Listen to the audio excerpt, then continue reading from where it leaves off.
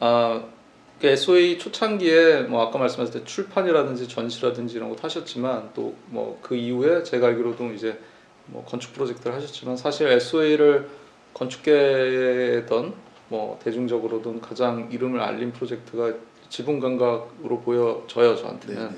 근데 그것도 사실은 건축 프로젝트는 아니잖아요. 네네. 그냥 현대미술관의 어떤 젊은 건축가 프로그램에서 만든 주최한 어떤 대형 아트웍이죠. 네. 예, 파빌리온. 네.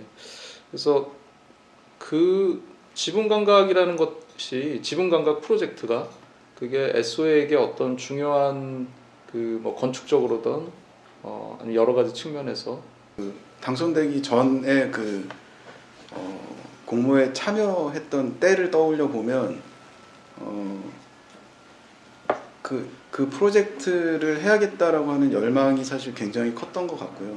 뭐 강예린 소장도 그렇고 이제 저도 그렇고 해외에서 뭐 공부를 하지는 않았기 때문에 뭐 국제적인 무대에 그 참여한다는 것 자체에 대한 어떤 그 욕심도 있었고 그래서 뭐 여러 가지로 사실 그 프로젝트를 굉장히 다방면으로 좀 메타적인 관점에서 좀 고민을 했던 것 같아요. 당시에 그 경쟁했던 팀들도 사실 굉장히 그 감각 있고 굉장히 잘하는 가장 네, 뭐 어떻게 보면 잘하는 젊은 건축가들만 모여서 한 거니까. 네, 그런 사람들만 뭐 다섯 팀 불러놓고 경쟁을 시키니까 사실 경쟁이 굉장히 치열하고 그 안에서 이거를 그러니까 이 컴피티션을 이기려면 어떻게 해야 될까라는 그 메타적인 고민을 좀 많이 했었던 것 같고 그러다 보니까 이제 건축이 미술관 안에서 어떤 컨텐츠로 만들어진다라고 하는 상황 그 상황에서 건축가가 어떻게 대응해야 되는가에 대한 그 태도와 관련된 부분에 고민을 많이 했었던 것 같아요. 그래서 그 건축을 미술관 안으로 가져올 때 말하자면 대중적으로 좀 그 관객들이 그 건축이 가지고 있는 어떤 메시지나 이런 것들을 읽을 수 있을 만한 주제 의식을 작품이 가져야 되겠다라고 하는 생각들을 많이 했었던 것 같고 그 고민의 과정이 사실 굉장히 괴로웠지만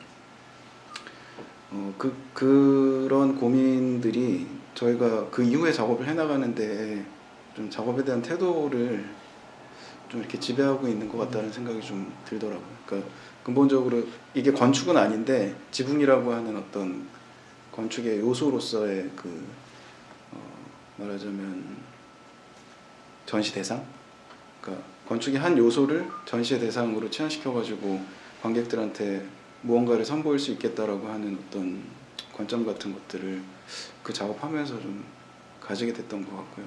저는 근데 지붕 감각이 이제 제가 바라보는 관점은 지붕 감각이 굉장히 그 뭐 이렇게 얘기하면 너무 거창할 수 있지만 또 새로운 어떤 건축을 바라보는 어떤 새로운 뭐 시선이라고 해야 될까요? 뭐 이런 관점을 연 하나의 최초의 프로젝트라고 저는 보거든요. 그러니까 옛날에 보통 이제 뭐 옛날이라 하는 게 우리 이제 뭐 얼마 전까지만 하더라도 이제 건축 특히 이제 오브젝트로서의 건축 뭐 파빌리온이든 뭐 아트워크든 굉장히 뭔가 메시지를 주고 좀 엄숙하기도 하고 주제가 약간 무겁기도 하고 이런 것들이 사실 굉장히 많았잖아요. 뭐 사회에 뭔가 던져야 되고.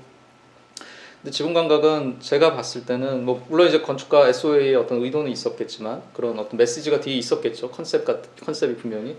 근데 대중이 봤을 때는 어떻게 보면 가볍고 귀엽고 재밌고 또 인스타 사진 찍으면 잘 나오고 네.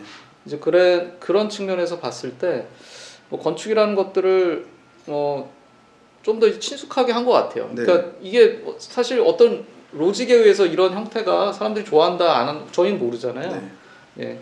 그래서 저는 그런 점에서 사실 그 프로젝트가 저한테는 굉장히 그 우리에게 되게 중요한 프로젝트라고 생각을 하고 있습니다.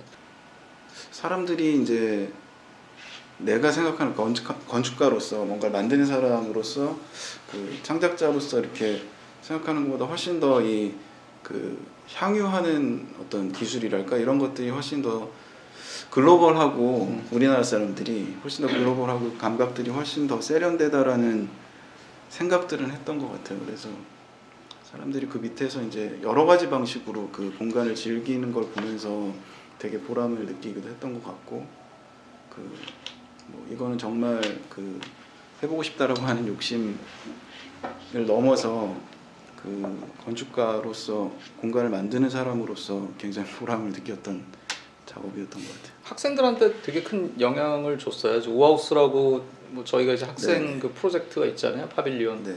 근데 거기 보면은 이제 제가 이제 그 심사를 계속 했었거든요. 네. 근데 어떻게 보면 일종의 어떤 그 지붕 감각처럼 그 네 단어로 된 이런 일종의 어떤 뭐랄까요, 뭐 오마주 같은 뭐 네. 이런, 그러니까 학생들이 이제 그 영향을 되게 많이 받았다는 네. 거죠. 그래서 오히려 그 저희 뭐 젊은 친구들, 젊은 학생들한테 저는 굉장히 큰 영향을 주는 프로젝트라고 생각을 하고 있어요.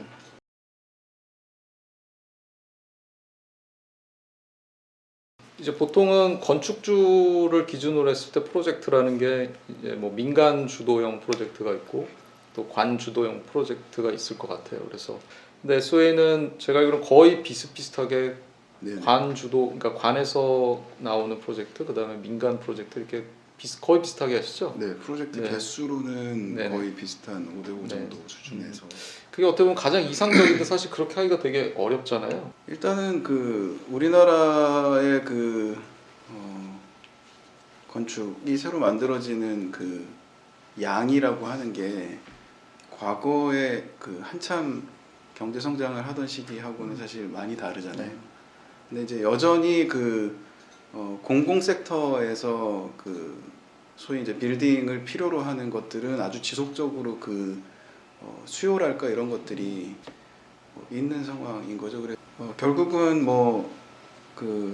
공공 프로젝트를 하기 위해서는 경쟁 설계에 참여를 해야 되는 거고, 경쟁 설계에 아주 초창기부터 이제 참여를 하다 보니까 나름대로의 어떤 경쟁 설계에 대응하는 방식이나 이런 것들에 대해서 좀 일종의 경험이 좀 네. 쌓였던 노하우 것 같은 같아요. 것도. 네. 그 프로젝트들을 이제 힘들게 실설계를 해서 지금 이제 지어지고 있는 프로젝트들이 한 4-5개 정도 진행이 되고 있고요.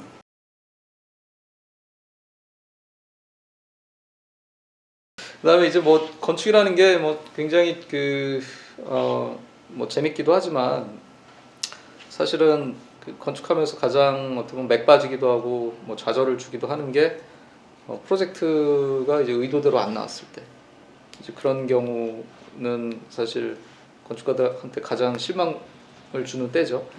그러니까 안 된다는 게 이제 프로젝트가 안 된다기보다는 이제 의도한 대로 안 나오는. 그 상황을 전체적으로 컨트롤하지 못하는 어떤 미숙함이 사실 제일 큰 이유인 것 본인 같고요. 탓이라고 생각하시나요? 예, 그러니까 이 건축가라고 하는 직업의 책임감이라고 하는 게 사실 굉장히 크다라고 하는 생각을 하면 할수록 느끼게 되는 것 같아요. 그러니까 이게 만드는 거의 디테일을 뭐 꼼꼼하게 만드느냐 못 만드느냐의 문제를 넘어서는 지점들이 있는 것 같아요.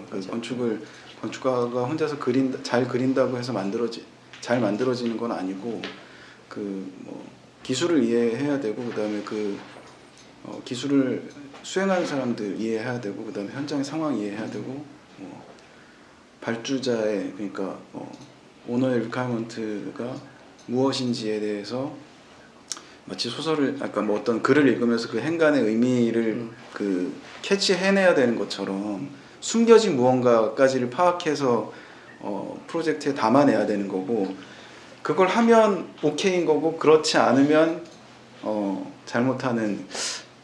그래서 이 건축가가 가지고 있는 책임이라고 하는 게 사회적인 책임, 뭐 여러 가지 면에서 책임이라고 하는 게 굉장히 큰 것 같고,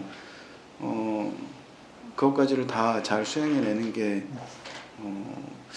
어떤 사회적인 역할, 그러니까 사회적인 직업 모델로서의 어떤 건축가가 아닐까 하는 생각들을 하기 때문에 잘못된 거는 다 건축가 탓인 거죠. 저는 남 탓을 하는데 SOA는 남 탓을 하지 않습니다.